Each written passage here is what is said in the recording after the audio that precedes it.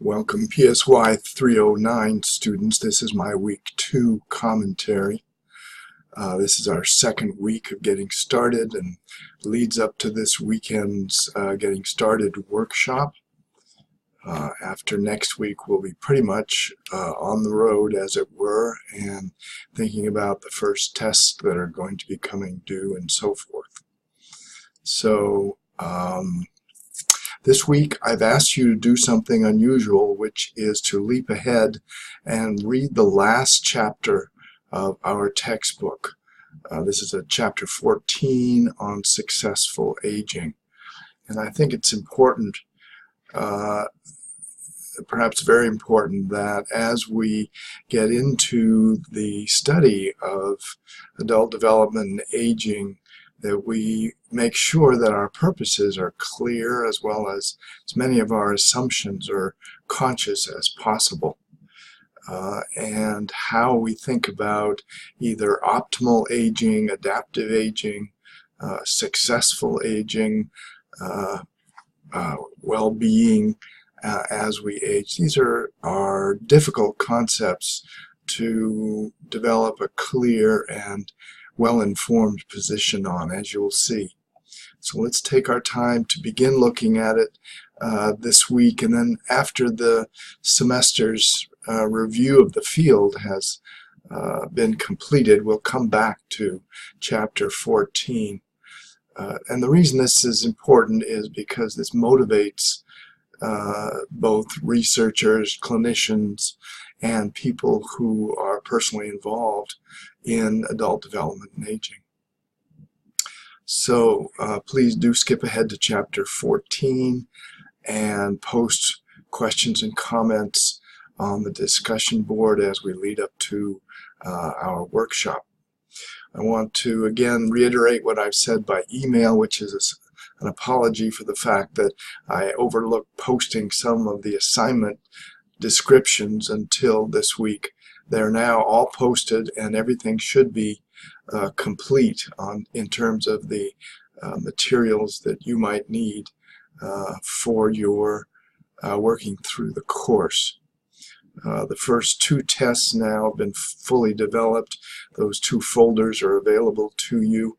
I recommend that you make good use of the test prep notes, remembering that the tests are entirely textbook based, and you're more than welcome to post questions about the notes prior to taking the test.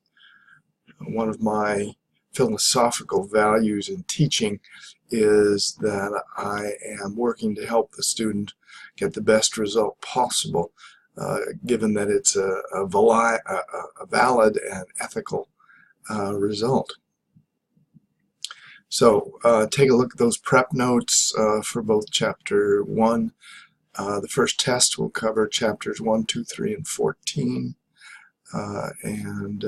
Looking at those, making good use of those prep notes, I think, will make your job easier as far as dealing with what is admittedly a large amount of material. One of the questions for the discussion board is, when does aging begin?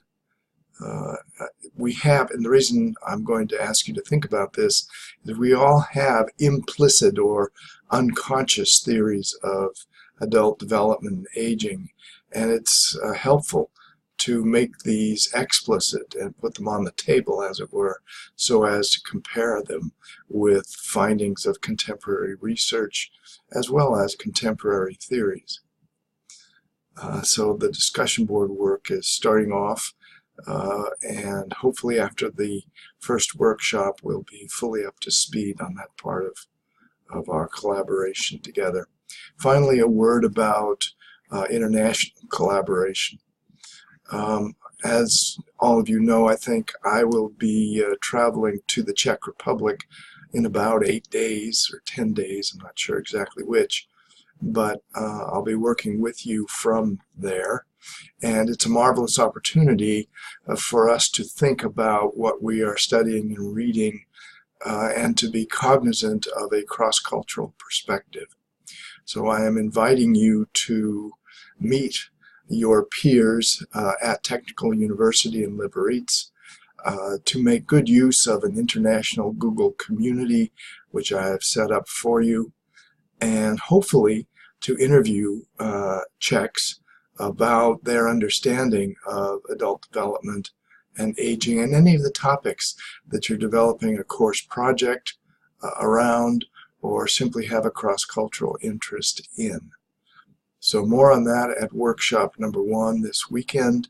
If you are at all puzzled by that, by all means call me.